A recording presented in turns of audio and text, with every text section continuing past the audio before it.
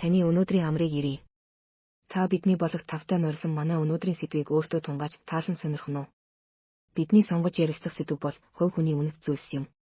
Хүний үнэт зүйлс гэдэг бол та бидний хувийн зан чанарыг бүрдүүлдэг гол үнэт зүйлс бөгөөд бид амьдралдаа хэрхэн хандахыг тодорхойлдог.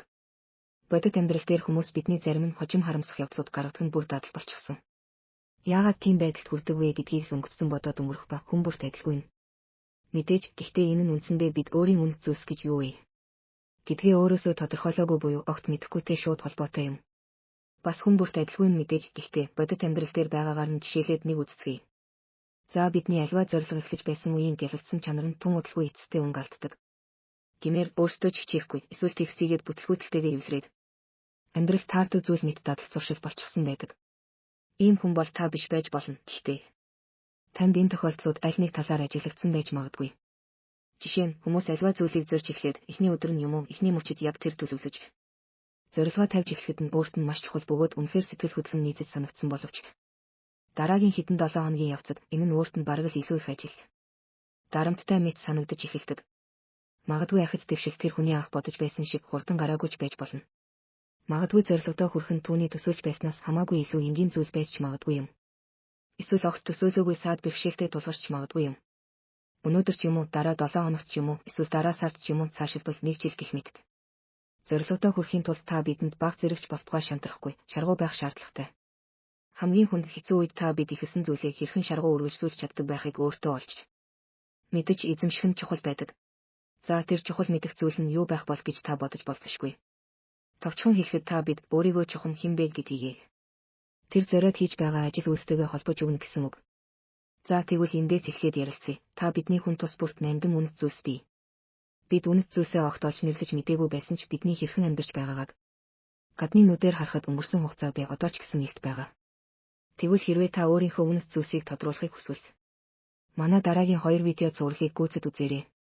Бидний үнэт зүйлс бол бидний хамгийн сайн сайхныг өөрсдийн амьдрал руу чиглүүлж дууддаг учраас бидний үнэт зүйлс бидэнд маш чухал. Тэдгээр үнэт зүйлс маань биднийг илүү сайн сайхан үйлс рүү урддаг гэж бодох хэрэгтэй. Мөн үнэхээр баг зэрэг бодол санааных байсан ч та бараг аль ч зорилгоо өөрийн үндсэн үнэт зүйлстэйгээ холбож чадна. Танд бие даасан байдал, уян хатан чанар, хамт оламж, таны хувийн өсөлт хөгжил, өгөөмөр сэтгэл зэрэг үнэт зүйлс бүхэн танд хаанаас ч хайхгүйгээр өөрчлөн байгаа. Та бид одоогийн амьдрал дээр нийтлэг нэгэн жишээ авъя. Таны одоогийн зорилго бол 1-дүгээрт өдрийн тэмдэглэл хөтлөх зуршил, 2-дугаарт бүр төлбөрөөс ангижрах, 3-дугаарт сэрв та шинэ ажил хайж байгаа гэж бодвол маш анхааралтай сонгосон хідэн ажилд орох, аппликейшн өргөдөл бөглөж өгөх гэх мэт. Таны өдрийн тэмдэглэл хөтлөх зуршил нь сэтгэл хөдлөлийн чинь уян хатан байдлыг бий болгож нийгэмд илүү баялаг, өөрийгөө танин мэдэх харилцаа холбоог үүсгэнэ. Таны хувь хүний өсөлтийг нэмэгдүүлэн дээшлүүлэхэд тулгуур болдог. Бүр төлбөрөөсөө ангижрах нь мөнгө санхүүгээ хэрхэн зарцуулах талаар бие дааж илүү бодлоготой. Бас өгөөмөр байх боломжийг танд олгоно. Мөн шинэ ажил нь таныг тухайн орон тоондох мэргэжлийн түвшинд та өөрийгөө улам мэргэшүүлэх, хөгжүүлэх, илүү өөрийгөө сайн удирдах чадвар, бас нийтэд сэтгэлгээтэй ажил дээрээ бие даасан. Өөрийн болон хамт ажиллагчдтайгаа таатай, найрсаг байдалд хүрч өсөх сайхан боломжийг олгоно. Эдгээр нь өөр хоорондоо нэгт уялдаатай харилцаа холболт болдог бөгөөд таныг амьдралдаа чухал бодит байдалтайгаа холбоотой байхад танд тусалдаг. Зорилго бол таны юунд хүрэх тухай биш, харин хэн болох тухай гэдэгтэй чинь чухал холбоос болно. Хийх гэж буй зүйлийг өөрийнхөө хэн болох, мөн юунд хүрэхийг хүсэж байгаа тэрс зүйлтэйгээ холбож өгнө гэсэн үг.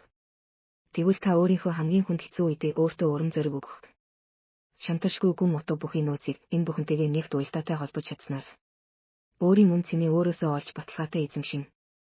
Бид үнэхээр тэгж чадаагүйгээс ад жаргалыг гаднаас хайж олох ёстой юм шиг төөрөгдөлтэй амьдарснаар хайрын насыг дундуурладаг. За би видео болгоныхоо эхний хэсгийг ингээд дуусгая. Танд их баярлалаа. Хэрэв та энэ сэдвийг улам сонирхож байвал дараагийн 2 видео зурлал зочлон үргэлжлэхийг үзнэ үү?